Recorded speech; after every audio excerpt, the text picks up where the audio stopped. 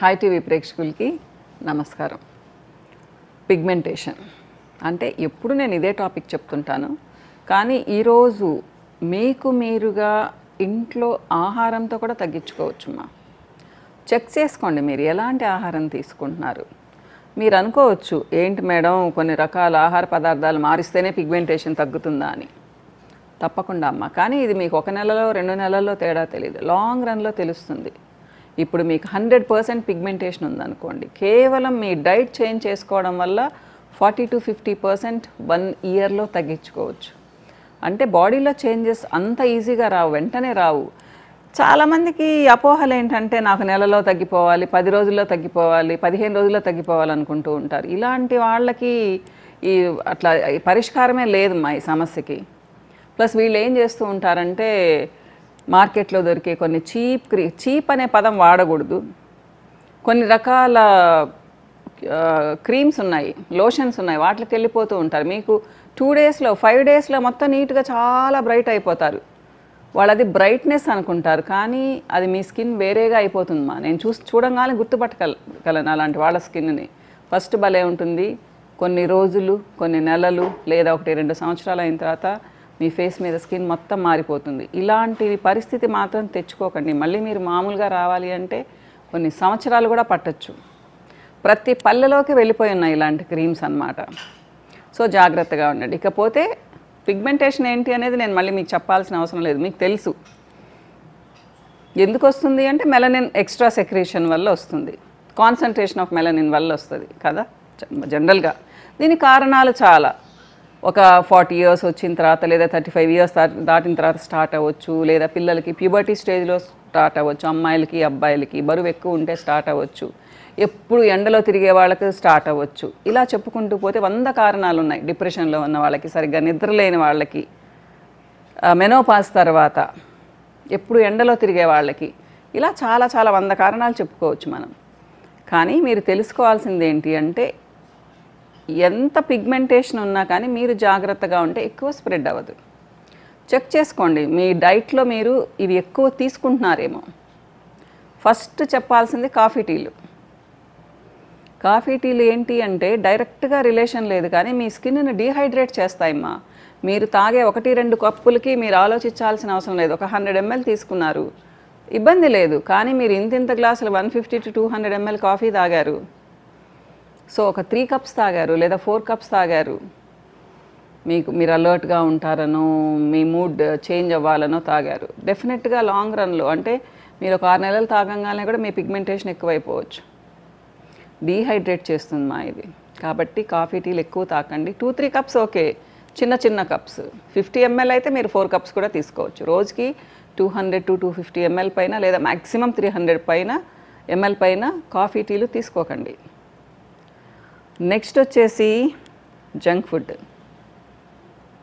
Junk food అంటే చాలా వస్తాయి దీంట్లో. ముఖ్యంగా నేనేం చెప్తాను అంటే ప్యాకెట్లలో ఉన్నవి, డబ్బాలలో ఉన్నవి, ఎక్కువ సాల్ట్ ఉన్నవి తీసుకోకండి. సేమ్ ఎఫెక్ట్, మీ బాడీ డీహైడ్రేట్ అయిపోతుంది, టాక్సిన్ అక్యూములేషన్ ఎక్కువైపోతుంది.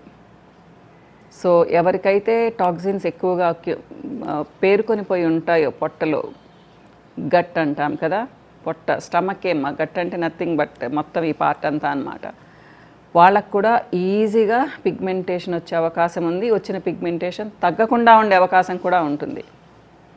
ఇకపోతే ఎక్కువగా పులుపు తింటున్నారేమో చూసుకోండి. నిజమ్మా, ఎక్కువగా పులుపు తినే వాళ్ళకు కూడా పిగ్మెంటేషన్ ఎక్కువగా వచ్చే అవకాశం ఉంది. సో కొంతమంది ఏంటి ఆరెంజెస్ మంచివి, స్వీట్ లెమన్ బత్తాయిలు మంచివి, లేదా లెమన్ మంచిది, నిమ్మకాయ జ్యూస్ అని గ్లాసులు తాగుతూ ఉంటారు.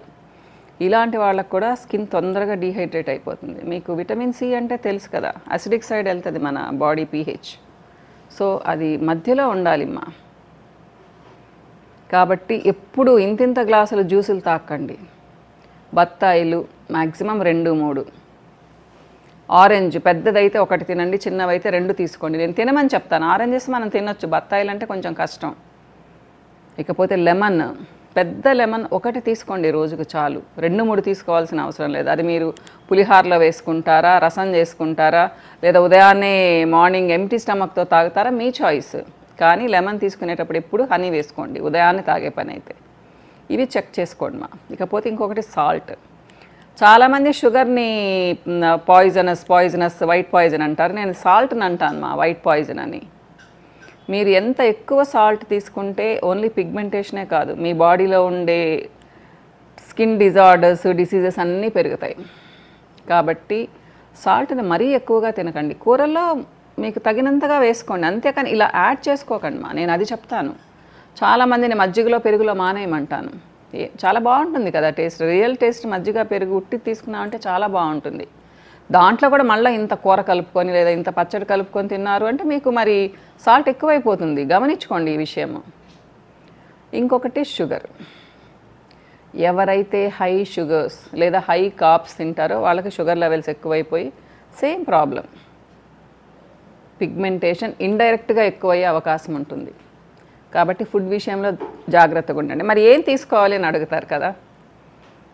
ఫ్రూట్స్ మా, మంచి ఫ్రూట్స్ అంటే నేను సిట్రస్ ఫ్రూట్స్ వద్దని చెప్పను, 1 or 2 తీసుకోండి. పొమగ్రనేట్ తీసుకోండి, వాటర్ మెలన్ తీసుకోండి, అరటిపండు తీసుకోండి. ఇవన్నీ ఉన్నాయి కదా, ఇవన్నీ ఫ్రూట్సే కదా, తీసుకోండి మా. అలానే లీఫీ వెజిటబుల్స్, అలానే పెరుగు మజ్జిగ గట్ హెల్త్ కోసం, అలానే ప్రోబయాటిక్స్ ఉంటాయి. ఇంకా ఒక విధంగా చెప్పాలి అంటే యాంటీ ఆక్సిడెంట్స్ కోసం fruits and vegetables, leafy vegetables ఎవరైతే బాగా తీసుకుంటారో వాళ్ళకి పిగ్మెంటేషన్ చాలా తక్కువగా వస్తుంది.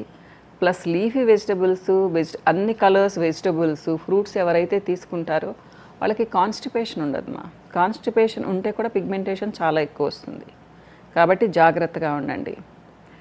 ఇంకా చెప్పాలి అంటే గ్లూటాథయాన్ ఎక్కువ ఉండే ఫుడ్స్ చెప్పాను కదా, వాటర్ మెలన్లో ఉంటుంది, అవకాడోలో ఉంటుంది, లీఫీ వెజిటబుల్స్లో ఉంటుంది, తర్వాత మనం తీసుకునే ఆనియన్స్లో ఉంటుంది, గార్లిక్లో ఉంటుంది, అంటే ఉల్లిలో ఉంటుంది, జనరల్గా మనం వాడే పసుపులో ఉంటుంది. ఇలాంటివి మనం తీసుకోవడం వల్ల కూడా గ్లూటాథయాన్ కంటెంట్ ఎక్కువ అవుతుంది. గ్లూటాథయాన్ గురించి ఇంకొక రోజు మాట్లాడుకుందాము మీకు నచ్చితే.